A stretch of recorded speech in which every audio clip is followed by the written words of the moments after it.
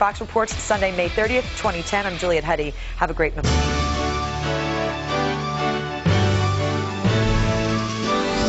Ladies and gentlemen, Governor Mike Huckabee.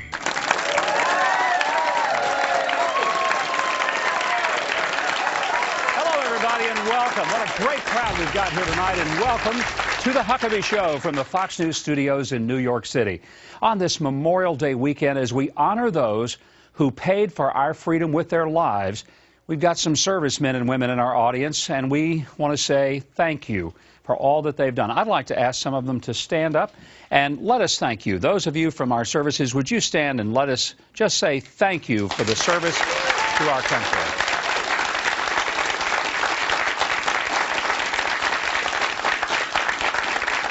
Joshua Reback is back with us.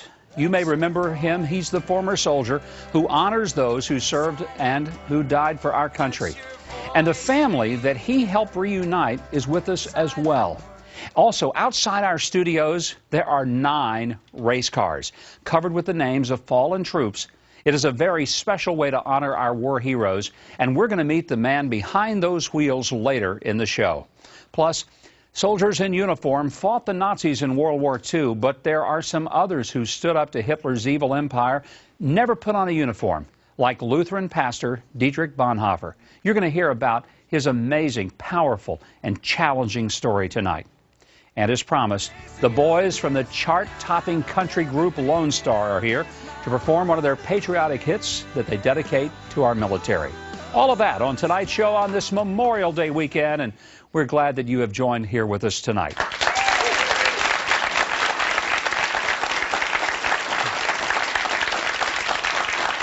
Well, Memorial Day is not just a holiday. It should be seen as a holy day. It's not just about picnics and about parties. Now, this day is about families marking the loss of loved ones. We only have freedom in this country because of the ones that we honor today. We keep that freedom because of them.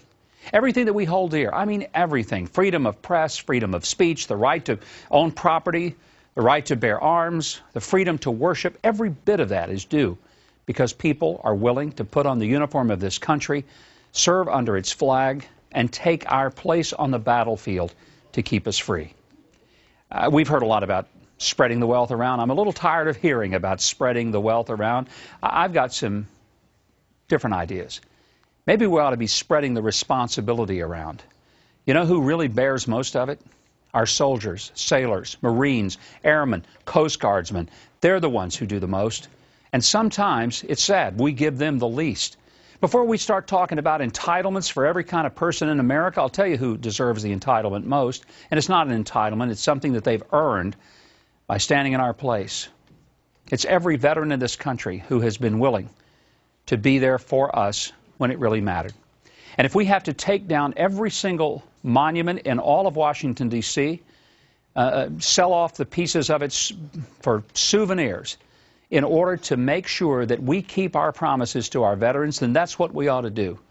Nothing that disturbs me more than to hear that somebody who came back from war is having to be put on a waiting list to get medical or some other type of attention that they desperately need. That's why it's very important that we don't just enjoy this holiday, but we remember why in the world we have it. That's my view, and I welcome yours, and you can contact me at MikeHuckabee.com. Click on to the Fox News feedback section. That's MikeHuckabee.com, and then click on to Fox News feedback. Well, we're going to hear a little from our audience on this Memorial Day weekend. We thought it might be fun to let them ask me some questions. This is what I call the most dangerous part of our show. This is Q&A. You think that stands for questions and answers, but if you've ever been in politics, you know that it really stands for questions and avoidance. I let the audience ask anything they want. I do my best not to let this be a career ender here tonight. Megan Lawson is up in the audience with some questions, and so Megan, who's got a question for me, and do I want to take it? Yes. Yes, you want to take it. Okay, good. Governor, if you were the president today, what would you do tomorrow to secure our security and economy in America? today, what would you do? Well, first of all, as you know, I won't be president tomorrow.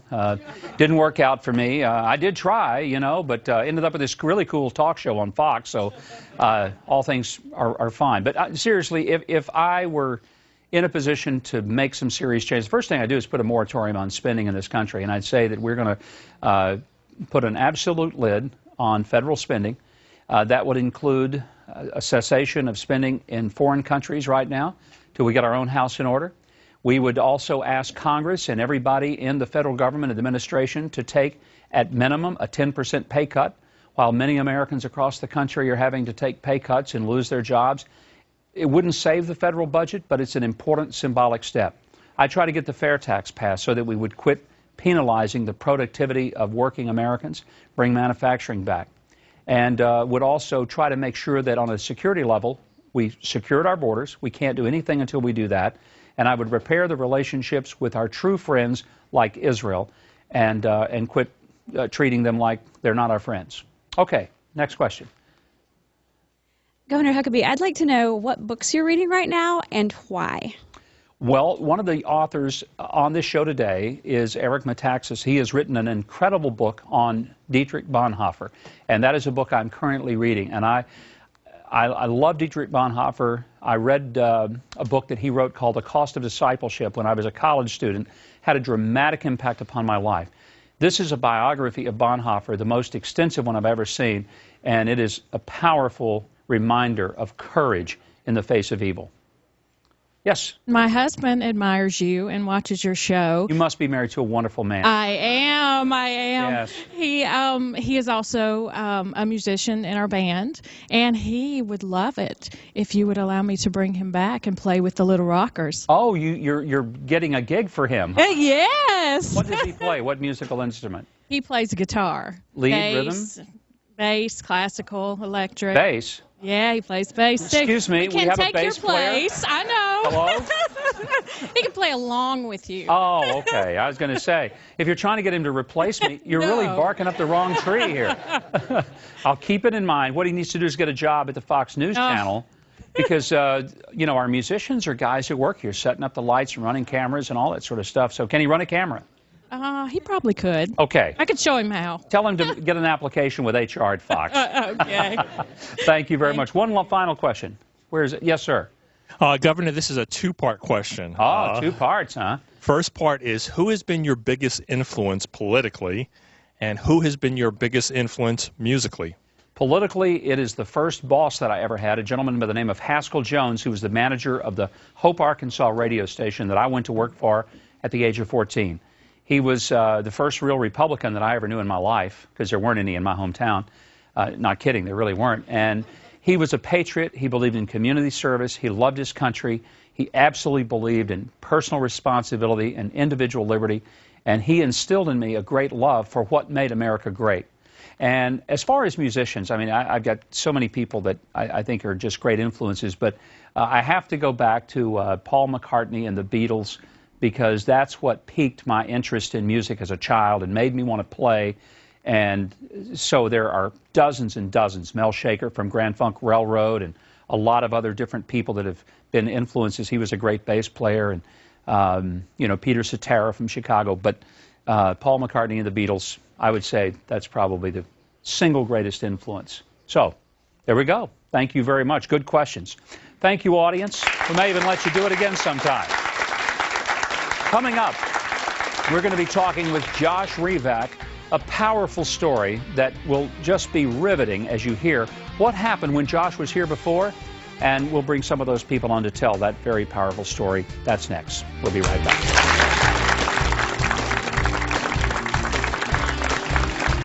Right now,